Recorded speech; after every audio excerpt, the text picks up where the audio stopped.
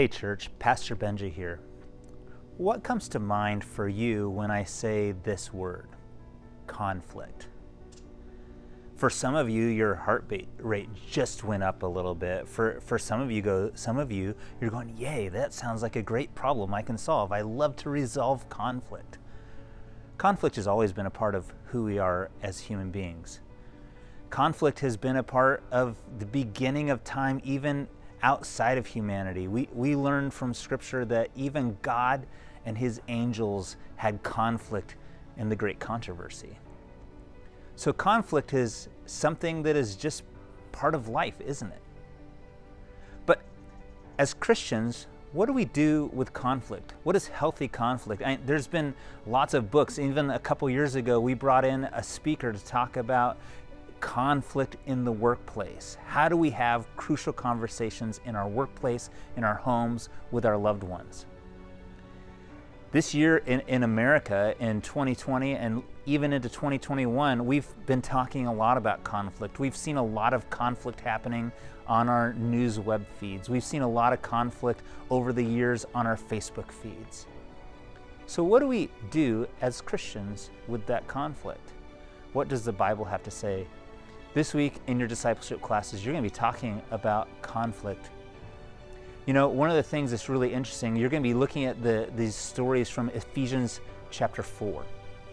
Ephesians chapter 4 is an awesome book of the Bible, and like many of Paul's letters, Paul is dealing with something called conflict.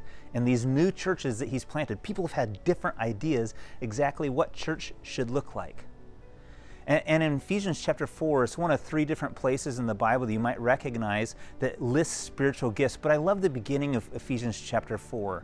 If you look to the beginning, the first five verses of this chapter, you're going to see a word repeated over and over again. It's the word one. One body, one Lord, one church, over and over. And I love this idea of, hey guys, we've got to be unified.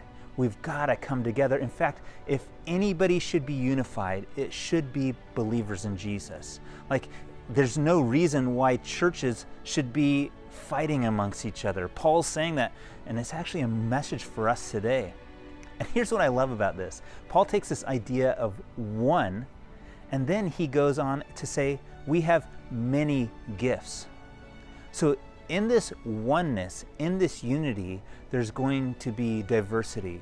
Everybody's going to have different talents. Everybody's going to have different things that they bring to this body, and different is okay.